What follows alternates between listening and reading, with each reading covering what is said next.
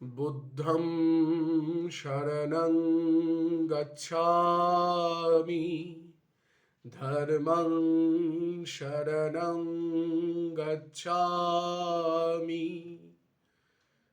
নমস্কার। আজ পবিত্র বুদ্ধ পূর্ণিমা। বুদ্ধ পূর্ণিমার পুণ্যতিথিতে ভগবান বুদ্ধের চরণে আমার বিনম্র প্রণাম জানিয়ে সকল বৌদ্ধ ধর্মাবলম্বীদের জানাই আজকের দিনের আন্তরিক শুভেচ্ছা।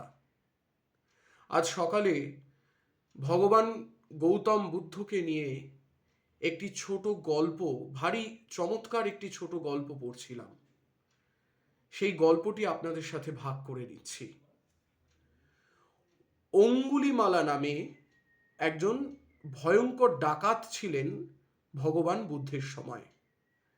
তিনি প্রতিজ্ঞা করেছিলেন 1000 মানুষকে হত্যা করার এবং নিহতদের আঙ্গুল দিয়ে মালা বানিয়ে গলায় তিনি পরতেন।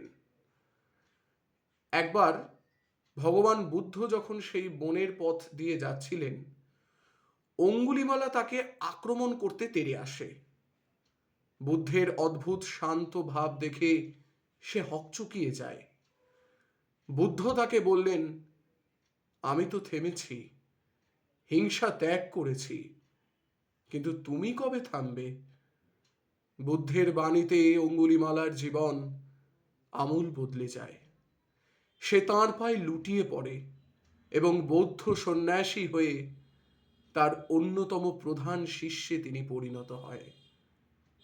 এই ছোট্ট গল্পটি আপনাদের সঙ্গে ভাগ করে নিলাম।